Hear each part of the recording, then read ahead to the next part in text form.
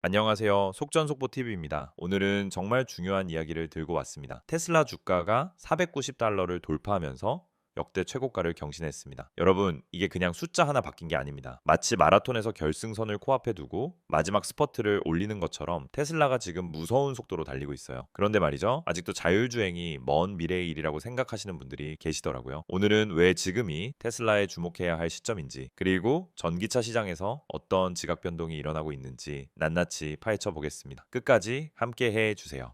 자, 먼저 이 이야기부터 해볼게요. 75억 달러짜리 회사인 리프트의 CEO가 뭐라고 했는지 아세요? 자율주행차가 광범위하게 사용되는 것을 곧 기대하지 말라고 했습니다. 기술도 안 되고 규제도 안 되고 소비자도 안 좋아한다는 거예요. 2030년까지 리프트 사업의 10%만 자율주행에서 나와도 놀랄 것이라고요. 여러분, 이 발언 어떻게 생각하세요? 솔직히 저는 이게 마치 스마트폰 나올 때 피처폰 회사가 터치스크린은 절대 안 될 거라고 말한 것과 똑같아 보였습니다. 그는 자율주행차가 25만에서 30만 달러나 한다고 했어요. 그런데 웨이모 차량도 지금 10만에서 15만 달러 수준이고 중고 테슬라는 3만에서 4만 달러면 살 수 있거든요. 더 웃긴 건 이런 말도 했어요. 밤에 사람들이 자면 차량이 그냥 놀고 있으니까 자산 감가상각 문제가 된다고요. 그런데 잠깐, 로보택시는 24시간 운행이 가능한 거 아닌가요? 오히려 사람 운전사는 쉬어야 하지만 로봇은 안 쉬어도 되잖아요. 이게 바로 부정의 전형적인 모습입니다. 일론 머스크가 이 발언에 뭐라고 했는지 아세요? 그냥 한마디 웃음이라고만 답했습니다. 더 이상 말이 필요 없다는 거죠. 마치 시험 끝나고 100점 맞은 애한테 공부 못한다고 놀리는 격이에요. 현실을 직시하지 못하는 경영자의 발언. 여러분은 어떻게 보시나요? 다음으로 캘리포니아에서 터진 이슈를 살펴볼게요. 테슬라가 오토파일럿 마케팅 문제로 판매 중단 위기에 처했다라는 뉴스 보셨죠? 그런데 결론부터 말씀드리면 판매는 계속됩니다. 테슬라 북미 측에서 이건 소비자 보호 명령일 뿐이고 단 한 명의 고객도 문제가 있다고 나서지 않았다라고 밝혔거든요. 상황을 정리해 드릴게요. 캘리포니아 DMV가 테슬라의 오토파일럿 광고가 허위라고 고발했어요. 그래서 테슬라는 2023년 11월부터 완전 자율주행 기능이라는 표현 대신 FSD 감독됨이라는 이름을 쓰기 시작했습니다. 운전자 감독이 필요하다는 걸 명확히 한 거죠. 여기서 재밌는 건 뭐냐면요. 행정법 판사가 DMV의 광고 규제 권한은 실제로 누군가가 속거나 피해를 입었다는 증거가 없어도 된다고 판결했어요. 그러니까 잠재적 피해를 예방하려는 목적이라는 거죠. 이게 마치 아직 교통사고 안 났는데 과속 딱지 떼는 것과 비슷해요. 솔직히 말씀드리면요. 캘리포니아 DMV가 해야 할 일이 뭘까요? 로보택시 확산을 준비하는 거 아닌가요? 안전 데이터를 보면 테슬라 FSD가 인간 운전자보다 사고율이 낮거든요. 그런데 마케팅 문구 가지고 옥신각신하고 있는 거예요. 테슬라는 항상 작은 글씨로라도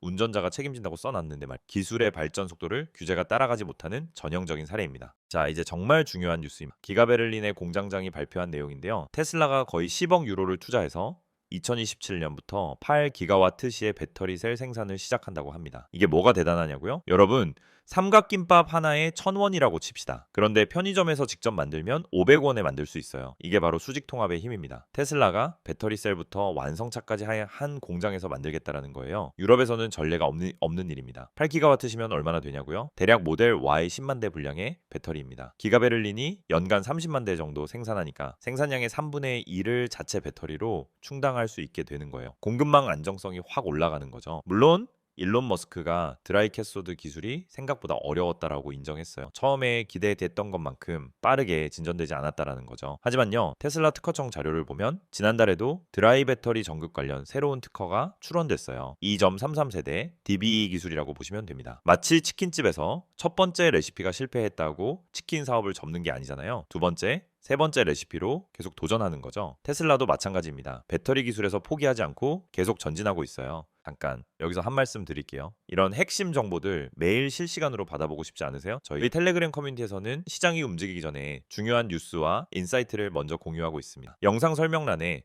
링크 걸어뒀으니 관심 있으신 분들은 들어오셔서 함께 정보 나눠요. 자, 계속 가보겠습니다. 여러분, 테슬라 세미트럭 아시죠? 이 트럭이 지금 미국에서 무슨 일을 벌이고 있는지 아세요? 캘리포니아 HVIP라는 바우처 프로그램이 있어요. 친환경 대형 트럭 살 때 정부에서 보조금을 주는 건데요. 여기서 테슬라 세미가 어마어마한 성과를 내고 있습니다. 숫자로 말씀드릴게요. 10월 1일 말 기준으로 테슬라 세미 바우처가 917개입니다. 총 지원금이 1억 8,300만 달러가 넘어요. 전체 클래스 8 트랙터 바우처 1023개 중에서 테슬라가 90% 가까이 차지하고 있는 거예요. 이게 왜 중요하냐면요. 바우처는 미래 구매 약속이에요. 운송 회사들이 진지하게 구매하려고 신청하는 거거든요. 마치 콘서트 티켓 예매처럼요. 예매가 많다는 건 공연이 흥행한다는 뜻이잖아요. 테슬라 세미가 양산되면 대형 트럭 시장도 싹 바뀔 겁니다. 2달 전만 해도 890이 개였는데 벌써 917개로 늘었어요. 성장세가 무섭죠. 디젤 트럭 대비 마일당 비용이 월등히 저렴하니까 운송 회사들이 앞다투어 신청하는 겁니다. 알바 시급으로 비교하면요. 디젤 트럭은 시간당 10,000원 버는데 테슬라 세미는 시간당 15,000원 버는 격이에요. 어떤 걸 선택하시겠어요?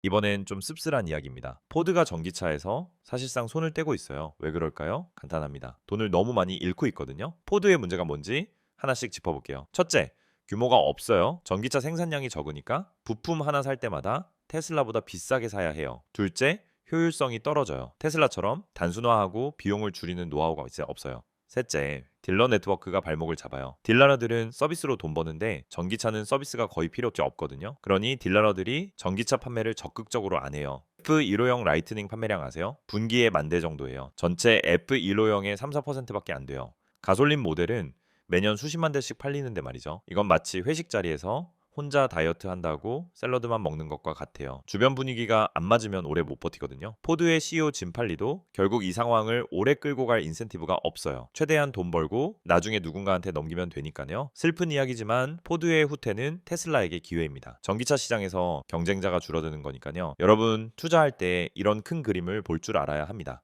자, 이제 좋은 소식입니다. 사이버트럭이 2025년 탑 세이프티 픽 플러스를 받았어요. 전기 픽업 트럭 중에서는 유일하게요. NHTSA 5성 안전 등급까지 전기 픽업으로는 사이버트럭이 유일합니다. 기억나세요? 사이버트럭 처음 나왔을 때 사람들이 뭐라고 했는지. 저 못생긴 차가 안전할 리 없다. 스테인리스 스틸 차체가 사고 나면 더 위험하다. 별별 이야기가 다 나왔죠. 그런데 결과는요. 그 사람들 다 얼굴에 계란 던진 꼴이 됐어요. IIHS가 2022년부터 뒷좌석 어린이 보호 테스트를 추가했고 2025년부터는 기준을 더 높였거든요. 수용 가능해서 우수로 등급을 올려야 탑 세이프티 픽 플러스를 받을 수 있게 됐어요. 그래서 올해 이 등급 받은 트럭이 딱 2대예요. 사이버 트럭이랑 가솔린 토요타 툰드라. 여러분 이게 뭘 의미하는지 아시죠? 테슬라가 그냥 겉멋만 부리는 회사가 아니라는 거예요. 안전이라는 기본에 충실하면서도 혁신을 이뤄내고 있다는 증거입니다. 마치 시험에서 기본 문제 다 맞고 심화 문제까지 푸는 학생 같아요. 기초가 탄탄해야 응용도 잘하는 법이죠. 마지막으로 웨이모 이야기 안 할 수가 없네요. 웨이모가 150억 달러를 조달하려고 하는데 밸류에이션이 1,000억 달러래요. 한화로 130조 원이 넘습니다. 작년 450억 달러였는데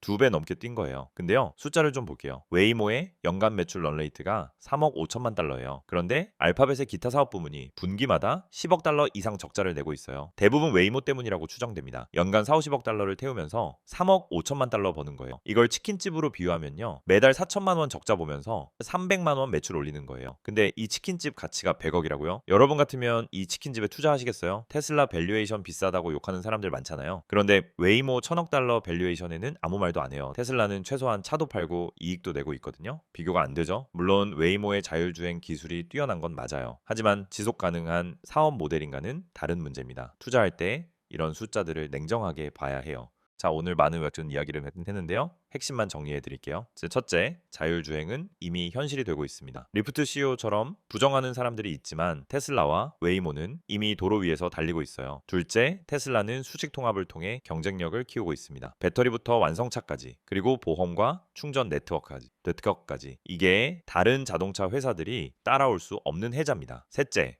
전통 자동차 회사들의 전기차 후퇴는 테슬라에게 기회입니다. 경쟁이 줄어들면 시장 점유율이 올라가니까요. 넷째, 테슬라 주가가 490달러를 돌파하며 역대 최고가를 경신했지만 이건 시작에 불과할 수 있습니다. 로보택시, 옵티머스 로봇, 에너지 사업 등 앞으로 터질 카드가 많거든요. 여러분, 투자는 결국 미래를 보는 눈입니다. 지금 눈앞의 숫자만 보면 안 돼요. 5년 후, 10년 후 이 회사가 어디에 있을지를 상상해야 합니다. 오늘 영상 도움이 되셨나요? 좋아요와 구독은 저에게 큰 힘이 됩니다. 그리고요, 솔직히 말씀드릴게요. 유튜브 영상만으로는 시장의 빠른 변화를 다 담기가 이제 어려워요. 테슬라 주가가 하루에 5%씩 움직이는 날도 있잖아요. 그래서 저희 텔레그램 커뮤니티를 운영하고 있습니다. 거기서는 실시간으로 중요한 뉴스 공유하고 같이 토론하고 서로의 관점을 나눕니다. 혼자 투자하면 외롭잖아요. 같은 관심사를 가진 사람들과 함께하면 정보도 빠르고 심리적으로도 든든합니다. 영상 설명란에 텔레그램 링크 있으니까 관심 있으신 분들은 편하게 들어오세요. 부담 없이 구경만 하셔도 됩니다. 오늘도 긴 영상 끝까지 봐주셔서 정말 감사합니다. 속전속보TV였습니다. 다음 영상에서 또 만나요.